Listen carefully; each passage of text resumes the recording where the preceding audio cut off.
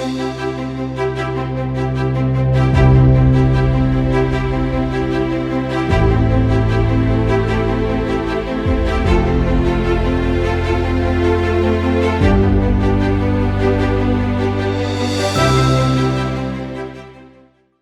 everyone, this is Rochelle Rizzi with Vrai, and I'm here today with Nick Sarillo.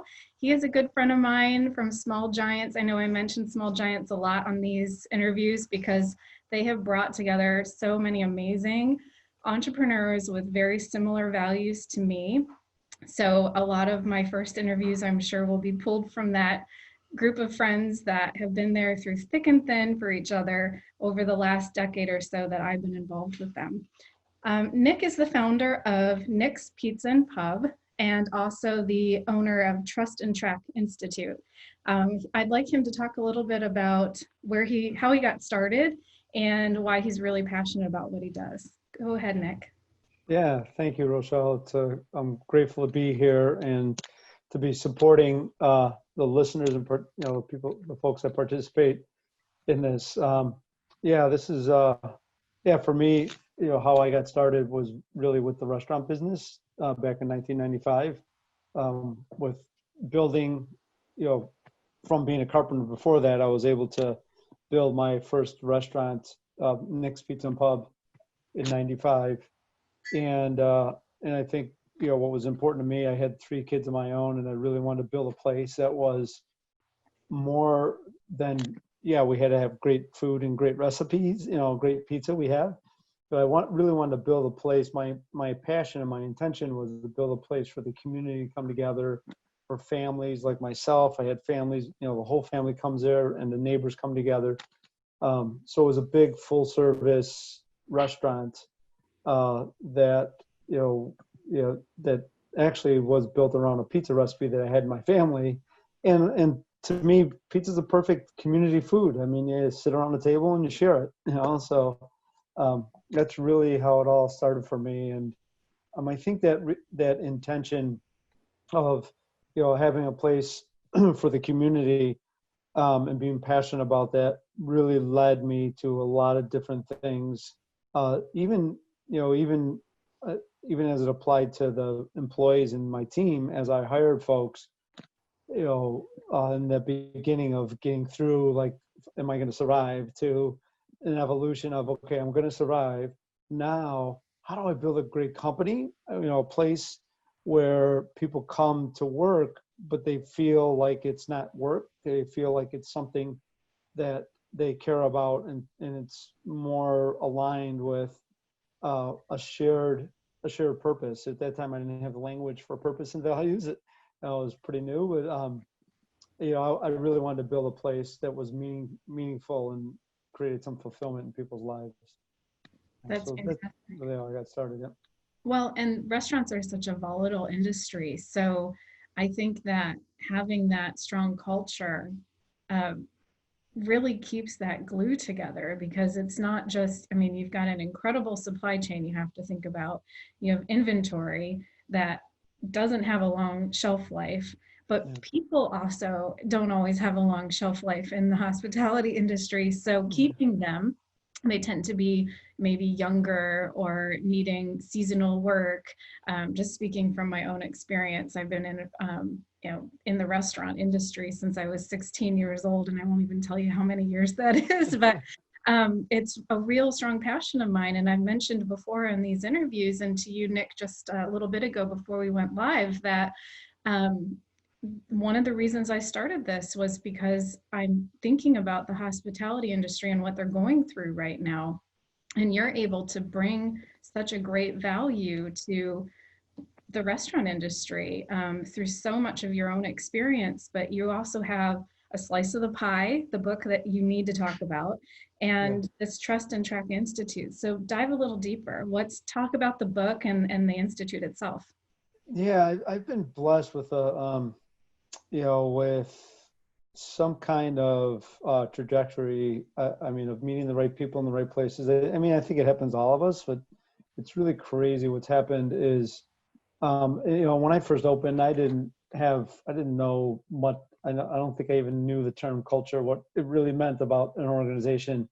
I think I started like a lot of entrepreneurs, just with a lot of passion and a lot of drive, and a lot of frustration around why doesn't the host understand how important it is to smile with every guest. As an entrepreneur, you start out and you have frustrations that people can't read your mind. And I hear this a lot, and that was my frustration. So the culture, it was me, and it was fine as long as I was one restaurant and worked like I was working 20 hours a day.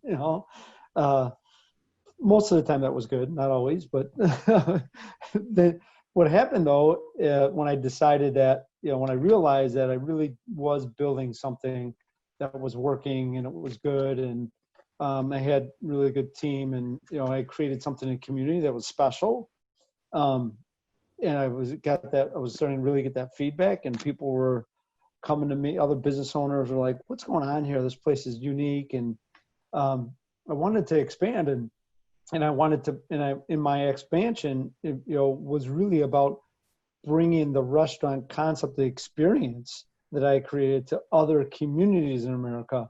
It really, I was making enough money. I didn't really think about making money. It was really about this experience that I felt like America needed more of, communities need more of. So I really was set on finding a consultant that would help me grow, but not kill the culture, right? Really grow in an intentional, careful way. And then I found Rudy Mick, my consultant at that time, this is like 2000, 2001, when I found him. And that's where he said, "Nick, you have all this passion. Let's get that out from inside your gut, and let's define a collective purpose and a collective set of values, operational values." I did that work with him, and it was a game changer. It really made such a big difference in my life. It was a life-changing experience, not just a business-changing experience. And that's where I was like, okay, this is the secret recipe, and even to this day, he says he's never had a client that took that kind of work and I just started I used my carpenter mind to kind of engineer processes so that culture would be a part of behaviors and everyday experiences, from orientation to training to hiring, all these things. And because of that intentionality, we opened that second restaurant in Elgin with great success. And then I meet this guy, Bo Burlingham, right? Right. And Uncle yeah, Bo, I like to call him. I know. He comes out to one of our restaurants through another friend. And a year later, he comes back and says, "Can I write about what you're doing?" It ends up in Inc. magazine. That leads to the book, A Slice of the Pie. Yeah. And for me, even the book is just like a thing I thought about, what do you think, Bo? Do you think someday I could write a book? He's like, "I don't know." He goes, "If you have the right," I just put it out there in the universe. And next thing you know, I get an agent that calls and says, "Hey, I think you have a book here," and it really, as an example, again, it wasn't, I wanted to, because I was an avid reader myself, I wanted to put something in the market for other business owners like myself, other entrepreneurs, and speak not as a consultant, so to speak, but as an operational guy, as from operations, and share how paying attention culture and how to build a business, from the ground up this way, was a really healthy, more effective way to build a business. And that led to other people coming and wanted to do, some of the training that we do with our team, expanded to other business owners wanting to learn this training, the leadership training that we do around emotional intelligence. So that expanded to, first it was the Knicks University, right? Which you remember. University, yep. Similar to Zig Train. And as I started to get more and more people from all over the country requesting and asking me if I can come help their business, recently I decided to evolve that business to help other business owners. So in a way, it feels like my own purpose. I'm still doing the same work I did in the restaurants, only now through the Trust and Track Institute, which was formerly Nick's U. I got tired of actually explaining that it wasn't about pizza. So I made it the Trust and Track Institute. Those classes, those workshops, and helping other businesses, that's, again, naturally evolved in its own as well. So that's kind of the whole journey of how things for me, just one thing led to another, and none of it came out of, back in 2000, oh, I'm going to have a consulting business or I'm going to have a book. It's like, no, what's the right thing to do for my people? That's where it all came out of. Well, and it's your Trust and Track Institute. Is it just for restaurants or is it any business? Yeah, I actually don't have any restaurant clients. Okay. Yeah. You know, I mean, back in with Nick's I had a lot of restaurants. But I really set an intention to, because I would have to say there's probably more B2C clients than there is B2B clients for sure, because it is customer service oriented. There's a quicker impact, return on investment, with B2C organizations than there is B2B. But I also have a nonprofit as well, and but none of it is, there's a manufacturing, I have aviation clients, so it's pretty diverse. What is your nonprofit, Nick? It's called My Block, My Hood, My City in Chicago. Oh, That tell I'm me working with. about that. Yeah, it's a great organization, fairly new, startup-ish organization that I've been helping with, the founder, Jamal Cole, and then also with defining their values is the work we're doing right now as well, and defining, their mission as well, and sharing the leadership stuff for them. So That's it's fantastic. fun. Yeah, amazing work. Can you talk a little bit about when people come to the Track and Trust Institute or first inquire about it, what are some of the major problems that they're trying to solve? I would say the most common thing that I hear is my people problems. And as you and I both know, it's like people are not a problem, right? But Right. it's like, how do, because I think in the restaurants too, I have, restaurants have 150% or 100% turnover, and we have less than 25. Even like you started with, teenagers and very diverse. I mean, the kid, helping through COVID, I've gone back to the restaurants and helped, and worked last night with this kid from Honduras, 17-year-old kid, that's been with us for like 8-10 months or something like that. I mean, it's just so diverse. But it really, a lot of companies are like, how do we pay attention to our culture? How do we take, how do we do what's better for our company, our team, and our customers through the culture, and through leadership training? So those are really the key things that I usually get asked about. To help And out. how do they measure their success? Are they using Great Game of Business? Do you kind of incorporate that into Trust and Track? Because Track, I imagine, is a piece of that. Yeah, no, it is. It tracking behaviors, tracking finance. It starts with trusting people first, and as we trust people, tracking their behaviors and celebrating those behaviors. The model that we have is more designed around appreciative inquiry and celebration of positive behaviors to build on. So that's the tracking part of it. But also open books too. Like I've been doing the game of business, great game of business in the restaurant companies for years. So I often get there. We evolve. It doesn't start with that conversation, but I definitely get them to open books and then send them to the great game. And I just actually, my manufacturing company, I just shared with them Jack Stack's book and Rob DeBay's recent interview with Jack Stack. And so yes, we do integrate the great game of business at some point with the work. Depends on the appetite and when. Usually you have to build some trust with the team first, and there's a big fear factor that with open books that we need to get past at some point, which Yes, I do know. It feels very vulnerable as a leader to open everything up. Yeah. But it also keeps you accountable. It Yeah. creates great checks and balances, but more than anything, the buy-in from your team, because we feel like as the owner that we have to be responsible for everything, and we take it home at night, and the working 20 hours a day doesn't isn't sustainable. As exciting as it is at the beginning, it is not sustainable, and it starts to become like a life-sucking force. So Yeah. the way to make an organization grow is to actually start to let go of it and realize that the business is not you. You are not the business. It has to be its own entity, and you want it to have value all by itself. And it's not Um, building, it's not the systems. It really comes down to all of it, including the people, the roles and responsibilities.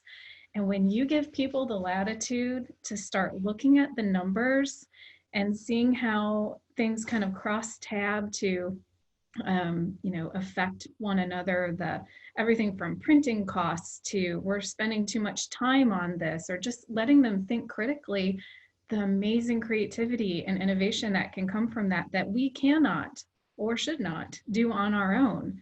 But we mhm. absolutely are limiting ourselves if we are not opening up our books. It's so spot on and so important, and it's hard. So I've just noticed that there's a level of, like, with the manufacturing company that's smaller, it's an easier conversation. They're already kind of doing things like that. The Mhm. other aviation company that has almost 1,000 employees, um, with a lot of part-timers and stuff like that. We've developed, like, first is this baby step around open books for each account within the business, before we get, so it's a stepping process. But the biggest value, all the things you said, and what I didn't realize, I found this out in the recession, and here we are again in a crisis, right? Open books, investing in the culture becomes a big insurance program that I didn't know I had, right? And for the recession, and now I'm seeing it again in this crisis, because we're open financials, we pay attention to our culture, our values, to give us a framework to work through this. And what's awesome about it is the team is so much more engaged with working through the crisis. Mhm. They're the ones who are saying, oh yeah, we know our numbers, we're not going to make it, there's no way, right? Oh well, what are we going to do to make it, right? And starting to walk that back, right? Oh, we have to go to the bank, and the bank's got to, defer, our payments. And if we can go to the, if we can get deferment for the rent and the mortgage, then the utilities. Oh, okay, now here's a plan. Here's how we could do this. And then they're coming up with creative marketing ideas. We had a totally pivot from 75% of our business was full service. We had 25% carry out and delivery to 100% carry out delivery, right? And in a Right. way, yeah, in a way, we just, that whole mindset shift we had to do as a team, and then really saying, okay, now what if we were a manufacturing business as far as our productivity? What would that look like? And then adopting curbside. We never had curbside, right? And now we're 100% curbside. I mean, maybe one person, a guest, comes in for carry out. I mean, one guest a night. It's 100% curbside, and how we structured the lines, and our hosts and service team became curbside hosts, and all these things. And then the marketing ideas that came up with about build your own menu at Fun Family at home menu that Mhm. we rolled out, put it on our website, half done. I would never do that before, right? And now we're putting, a half built menu. Half of it is coming soon. The other half is, here's the items. That adaptability is 100% because the team is adapting and engaged with our culture and our open books. Really important. Well, and you think about how just, when things do open up and it's safe for us to go back to restaurants, which I hope is sometime soon. I appreciate that we're doing this as humanitarian effort to get through this. And I do recognize it'll probably be several months out. Yeah. But I'm such a foodie and I love to entertain and bring people together. But I do think that all this new innovation that you have doesn't have to stop when you open up the restaurant, right? It's not like well, we'll just do this for now. Like some of those things are sustainable and can actually build a whole nother line of revenue for you. So you've diversified your offerings. And I think that's just an amazing feat. And look at what happens in the darkest days. Humans Yeah. are made to create. Right, right. Yeah, no, it has been huge. And, our biggest day is the day that, we have a day that we give back to the community, and all of our pizzas are half off, on Tuesdays. Would have been a slow day, but we said, here's a day that we could, give back to the community. So we do a buy one, get one free on Tuesday. And that Tuesday has turned out to be our busiest day of the week. We're having like what a full restaurant sales day would be on a Tuesday, which is crazy. Yeah. I was on phones last night helping out, and I can't tell you how many guests would call and say, thank you for being open. We're supporting you. You're part of our community. So again, it's just more, I don't know, like you asked earlier, how do you track the results, right? So the results are showing up in the financials for sure, but I don't know how to track the results over the phone, right? Those kind of comments, right? And the tips that, some of the carry-out hosts are getting from their regulars that they used to have at the bar, right? And coming and picking up pizza. And, some of that stuff is, I don't know how to track that return on culture investment, but it is a return on culture. Yeah. And I can imagine the joy they're feeling of being a part of this time in our lives, but also being a part of the community, a team that's pulling together, and to see that, while I'm sure a lot of them want to support you as a person, they're starting to feel the ownership themselves. So kudos to you for building a great team, a great company, several great assets, and a nonprofit. This is like, you're just the whole deal there, Nick. Well, thank you. No, it's to me, it's always been about how do I provide value in the world, and let me just do that, and then the value will come back. That's my theory, at least. So Well, that's precisely why I asked you to be on today, and why you're in my circle. So thank you so much for joining us. What website can I provide for everyone to go to find out more? yeah, Trust and Track Institute, spelled out just that way.com, is a good way to see my book, find my book, Slice of the Pie, and how we could support each other for sure. Yeah, it's such a gift to see you and talk with you, and get back connected with the folks in the small giant community, and see how they're so many of them are saying the same thing that I am about how we're getting through this through our people. It's really cool. Yeah. Well, thank you so much. You are a gift, and I really appreciate your time today. Thank you, Rochelle. Take care.